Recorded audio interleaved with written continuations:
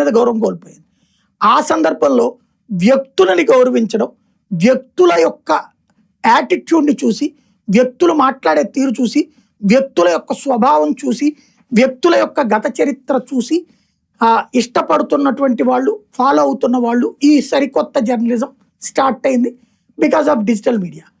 ఇప్పుడు ఆ వ్యక్తులను కించపరుస్తూ, వ్యక్తుల మీద అనుమానాలు రేకెత్తిస్తూ, వ్యక్తుల మీద అవమానాలు కల్పించేటటువంటి కొత్త కాన్సెప్ట్ని తీసుకొచ్చారు ఇదే రాజకీయ నాయకులు. దాంట్లో ఇప్పుడు సోషల్ మీడియా జర్నలిస్టులు అనాలేమో.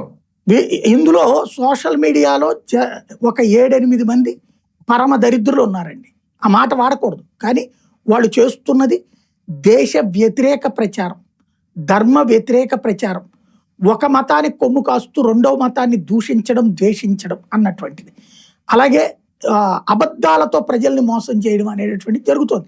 జాతీయ భావ వ్యతిరేకత ప్లస్ లం కొడుకులు కొడుకులు లాంటి భాష, ఇలాంటిది వాడే వాళ్ళని నియంత్రించాలి. వాళ్ళని నియంత్రించలేకపోయినటువంటి అలాంటి ఆస్పెక్ట్లో అందరినీ కట్టేస్తున్నారు వీళ్ళు.